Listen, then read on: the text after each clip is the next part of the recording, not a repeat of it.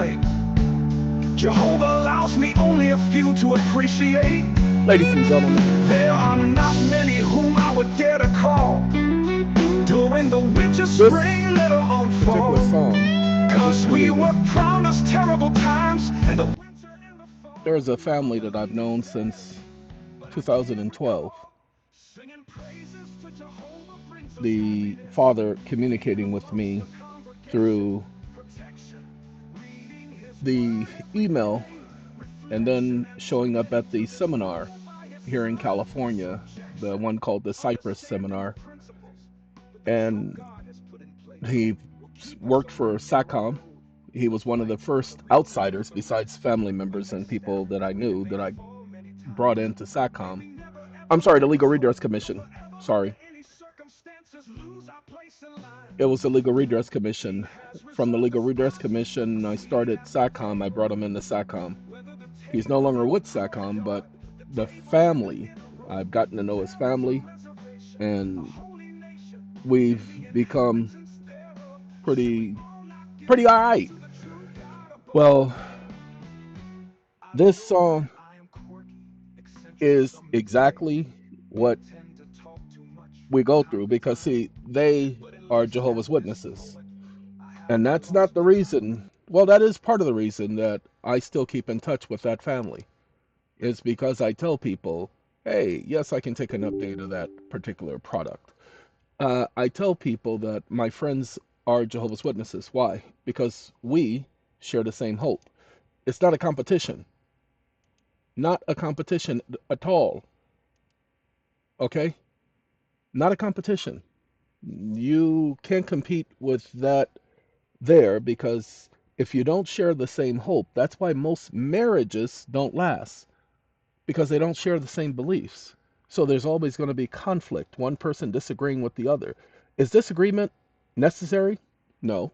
Is disagreement important? No. Does everybody have to agree with you? No. But you all have to agree with reality. You can't have two people in a relationship with severing beliefs. That's going to be a conflict. There can't be any conflicts in marriage. Every single married person I've ever talked to, and whether they are saying this because it's a cliche, doesn't matter. But every single married person I've ever talked to have always talked about communication being the secret of their long marriage. The Bible talks about it. Now, let me explain something real quick. I just wanted to talk about that song because that song has a lot of meaning. Whew, they haven't even heard it yet. I'm letting you guys hear that part. I'm about to send it to the family because we had a conversation yesterday, and you know what?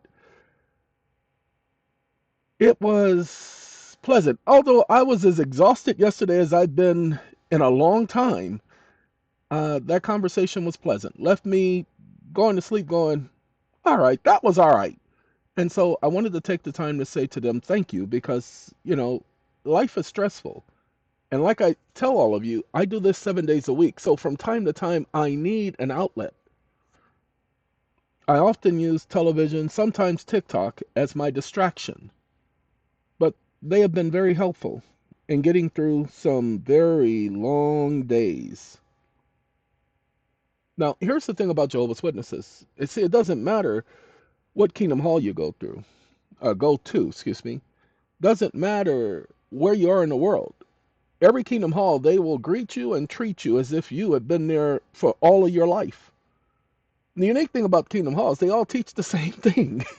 When you go to any place on the planet and see if one part of it is teaching the same thing as another part, and then go to another part of the world where that place is existing at the same time and see if they're teaching the same thing. Hold on now. You'll find that all of the companies that are universally here on the earth, that each one of their divisions teach different things, train different ways because of the culture.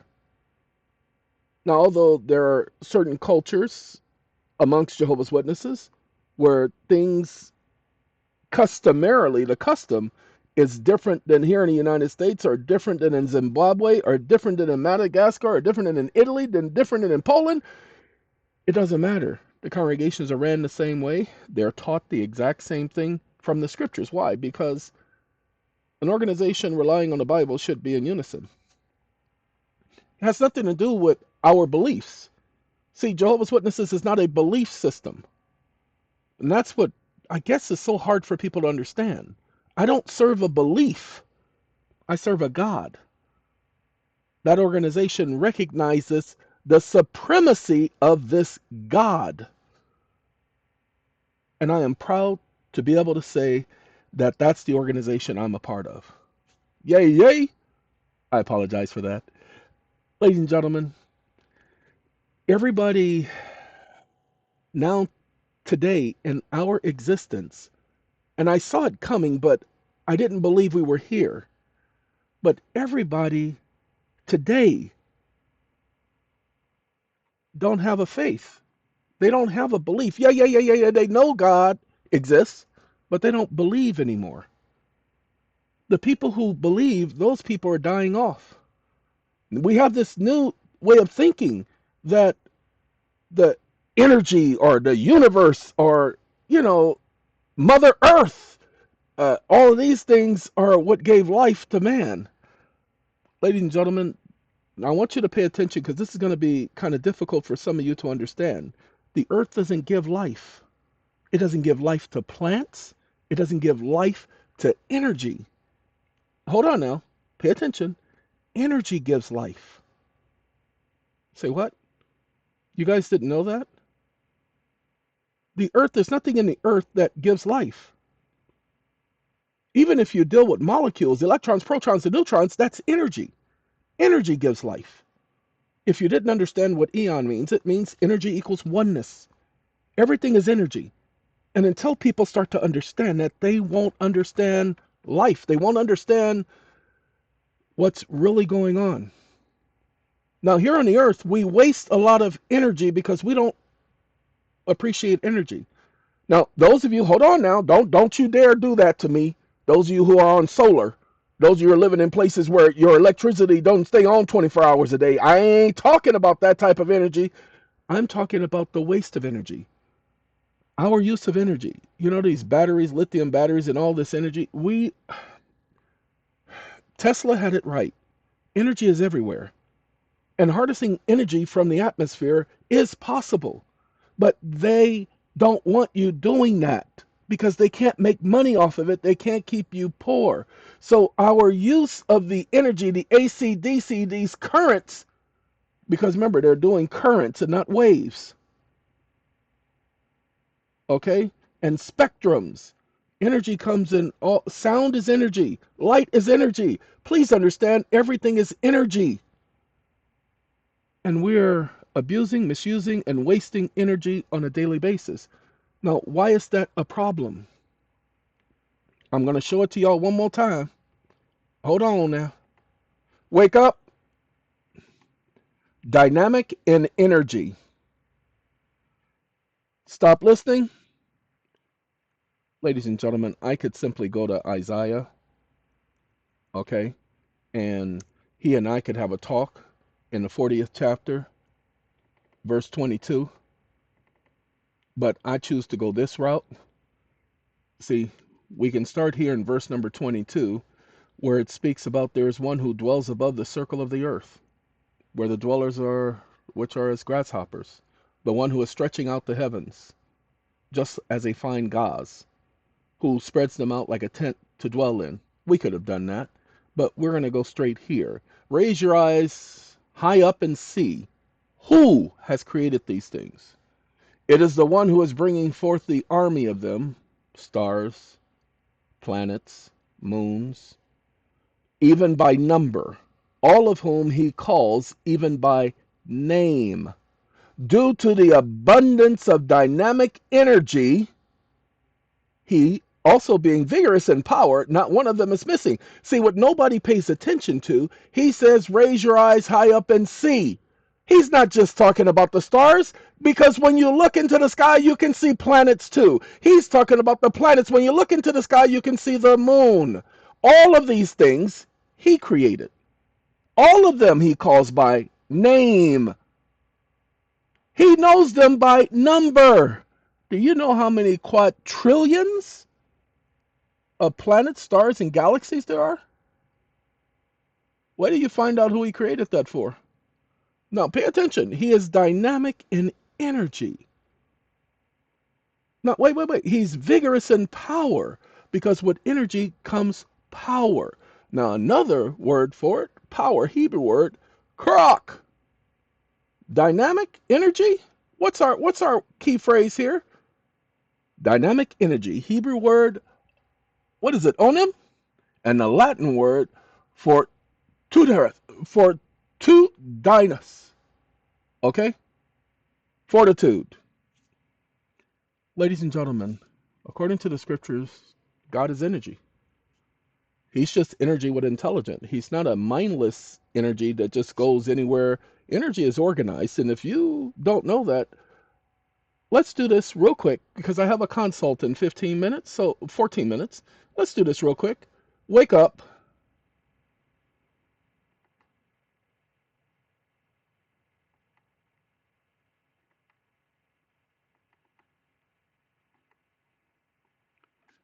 I need to ask you a question, comma, I'm concerned, comma, I'm told that energy is organized, comma, that energy is not sporadic, comma, that energy is not chaotic, comma, how true is this?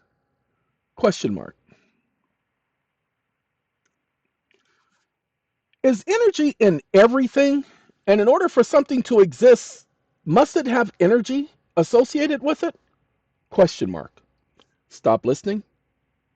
Now remember, I'm asking an AI model. Now look, he's having a problem because he's been trained to answer legal issues. See, now look, the first law, thermodynamics, thermodynamics, excuse me. I'm sorry, I just read it so fast.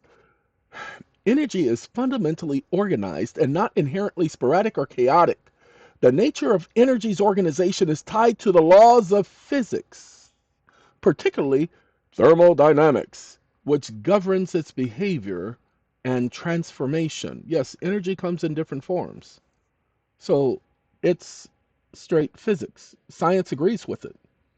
But wait a minute. If everything came about as a result of evolution, then how could energy be organized? How could it not be sporadic and chaotic?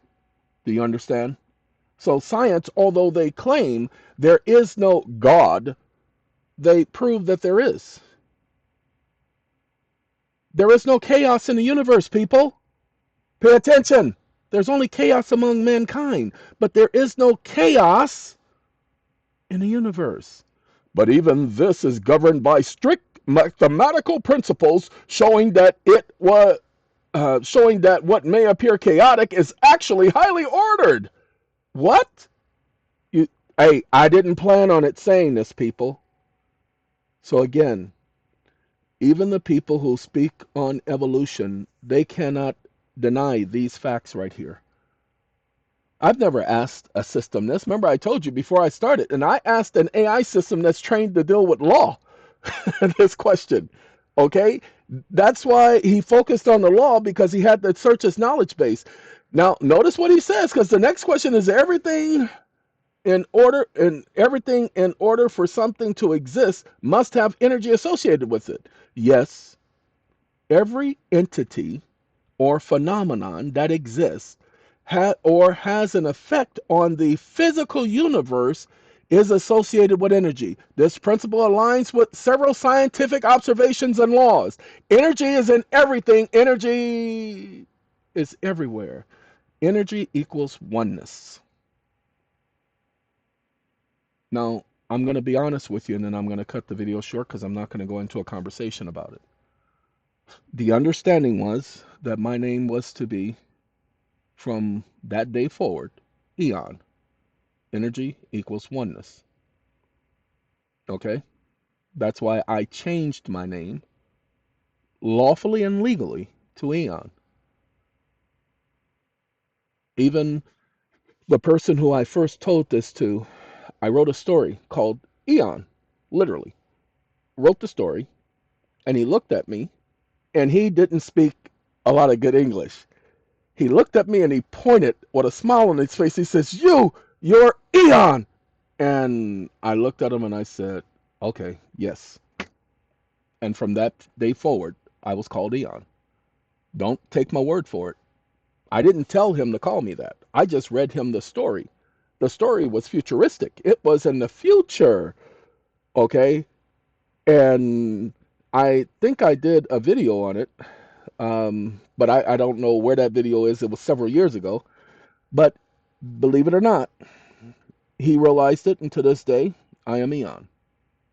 I did not plan this, did not force this to happen, but it was what I was allowed to understand would happen. Haha, it's happened. So whether you believe it or not, I don't care. Whether you think I'm crazy or not, I don't care. What you cannot deny is the fact that I have knowledge and information about things you don't. And even if you did have knowledge about it, you don't have it to the extent that I do. I'm not saying that I know everything. What I'm saying is that my God allows me to know what he allows me to know. I don't study any of the stuff you hear me talking about. So this is what we're going to do in the future. I'll be talking with the group about it tomorrow, Tuesday, the 21st. Ladies and gentlemen, all of these conversations I done had with the AI systems, especially ChatGPT, we're going to take those and we're going to put it into a course study for those of you who would appreciate it. Yeah. They're going to do it as a fee-based service. I'm not doing it. I'm allowing them to do it. They've asked me. They've asked me. They've asked me. Okay? That's my IT person. He's telling me that the website with the music, because I was telling him there was some hiccups this morning, and he says, hey, look, we gotten rid of the hiccups, so you ain't got to worry about that no more. That's what he's telling me. Now, look, I got to go because I got a consult. I want to thank all of you again for taking the time to listen.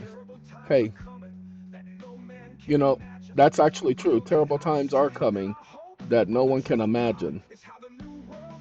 Maybe, maybe, maybe. I may put this song up, I don't know, but it's not made for you guys. This was made for this particular family. And I wanted to show them my appreciation. All right, maybe. Have a good day, y'all.